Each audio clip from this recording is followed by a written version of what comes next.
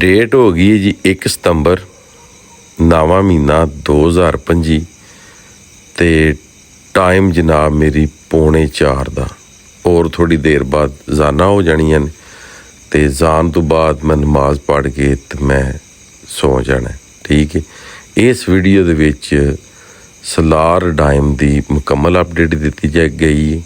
ठीक है, जिहड़ा कि इंडिया ने दरियाई चनाब दे विच पानी सट्टिया उहदे रिलेटिड हैड मराला ते। ठीक है, किन्ना सट्टिया, किन्ना आया, किन्ना खराज होया, मुकम्मल रिपोर्ट इहदे विच। बाकी इस वीडियो नूं सारियां भरावां लाजमी शेयर करना है फ्रेंड एंड फैमिली दे नाल, क्योंकि मेरी वीडियो फैमिली विच भी चले ते उंज दी वीडियो नहीं कि जिहदे विच मैं कोई बदतमीजी करा। ठीक है जी, बिस्मिल्लाहिर्रहमानिर्रहीम, अस्सलामु अलैकुम या इली हक हैदर। उम्मीद करना जी तुसीं सारे भरा ठीक होवोगे ते अल्लाह ताला तुहानूं सारिआं नूं ठीक रखे जी। नोटिफिकेशन महकमा एरीगेशन दे मुकम्मल इहदे विच ला दिआंदा, कच्चे भी ते पक्के भी। पहलां कच्चियां पेपरां दे उत्ते लिखिया जांदा है हर 1 घंटे का टाइम, फिर उस बाद जिहड़ी है कि ओह रिपोर्ट कड्ढी जांदी है। साडे कोल जनाब इस टाइम जिहड़ा हैड मराला है वो चल रहा है 1,08,000 ते कुछ क्यूसक थल्ले ते 1,09,000 कुछ क्यूसक उत्ते। इहदे विच 1,000 पानी की कमी पेशी हो सकती है। 3:45 का टाइम हो गया है। ठीक है, तो यह सलार डैम इंडिया दे ने पानी छड्डिया जिहड़ा कि मैं तुहानूं दस रहा, तो तुसीं नोटिफिकेशन भी वेख रहे हो। बाकी महकमा मौसमियात की तरफों 5 सितंबर तक अलर्ट जारी है तो इंडिया के अपर प्रदेश दे विच जिहड़ियां ने कि वो बारिशां हो रही ने ते पाकिस्तान के मुख्तलिफ इलाकों दे विच। बाकी झेलम तो काफ़ी ज़्यादा भरावां दी मेरे नाल रंजिश सी कि दरियाई झेलम का नां नहीं सी लिया जाता वीडियो दे विच। वो इस गले नहीं सी लिया जाता तुसी मुल्क चों बाहर नहीं हो, तुसी साडे दिलां दे विच हो झेलम वाले, क्योंकि दरियाई झेलम दे विच पानी को नहीं सी, तो फिर इस गले करके नॉर्मल पानी सी ते फिर वो झेलम का नहीं सी लईदा। जिन्हां दरियावां च हाई अलर्ट सी उन्हां दा नां लईदा सी। ते बाकी अलहमदुलिल्लाह जान होण लगी है तो मैं भी नमाज पढ़न लगा। ठीक है, थोड़ी देर तक ते तुसी भी उठो, नमाज पढ़ो, अल्लाह नूं याद करो ते तुसी उठ के काम काज अपने करो। ठीक है, वो पानी अगे हैड त्रिमू जिहड़ा कि वो क्रॉस करा रहा वे 1,79,000 ये हुण तक दी रिपोर्ट है। ठीक है जी, तो उस तो बाद मैं भी 2-3 घंटे सौ ला ते उस तो बाद फिर तुहाडी ड्यूटी दे विच मैं हाज़र हो जांदा, जिस तरह कि मेरी आवाज़ भी हुण मेरा साथ नहीं दे रही।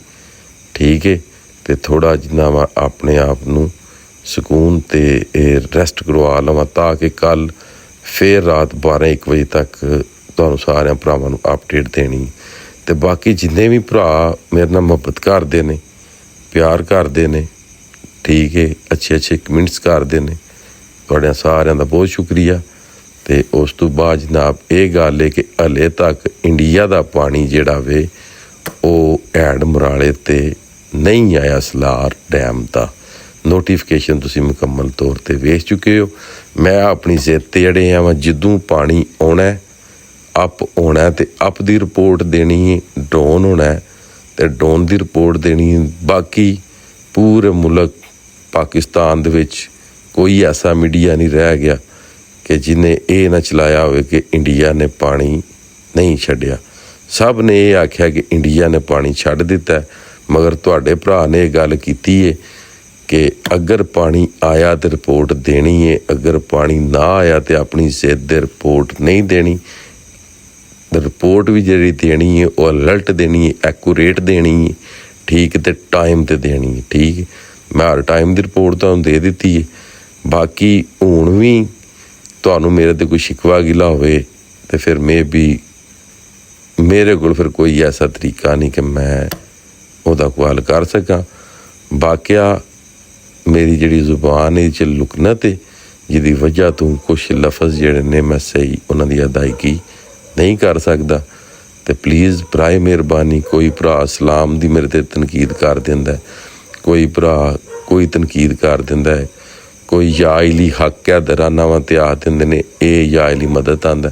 मदद सिर्फ अल्लाह पाक दी ज़ात दी है, पाइतन पाक दा या इली सरकार दा वसीला है। ਠੀਕ ਹੈ।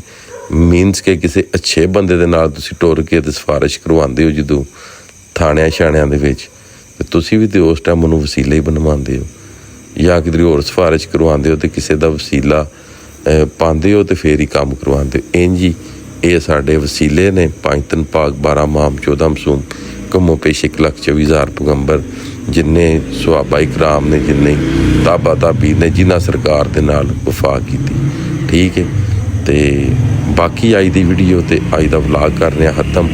ਪਾਣੀ ਤੇ ਉਹ ਜਿਹੜਾ 4 ਵਜੇ ਤੱਕ ਜਨਾਬ ਤੇ ਨਹੀਂ ਆਇਆ, ਤੇ ਮੈਨੂੰ ਦਿਓ ਇਜਾਜ਼ਤ। ਨੈਕਸਟ ਵੀਡੀਓ ਆਉਣੇ ਤੱਕ ਜ਼ਿਆਦਾ ਆਪਣਾ ਖਿਆਲ ਰੱਖਿਓ, ਆਪਣੀਆਂ ਖਾਸ ਦੁਆਵਾਂ ਦੇ ਵਿੱਚ ਮੈਨੂੰ ਯਾਦ ਰੱਖਿਓ। ਸੁਬਾਹ ਦਾ ਟਾਈਮ ਹੈ, ਬੜੀਆਂ ਦੁਆਵਾਂ ਲੱਗ ਜਾਂਦੀਆਂ ਨੇ, ਤੇ ਇਨਸ਼ਾਅੱਲਾ ਮਿਲਨੇ ਆ ਕਿਸੇ ਨੈਕਸਟ ਵੀਡੀਓ ਦੇ ਨਾਲ।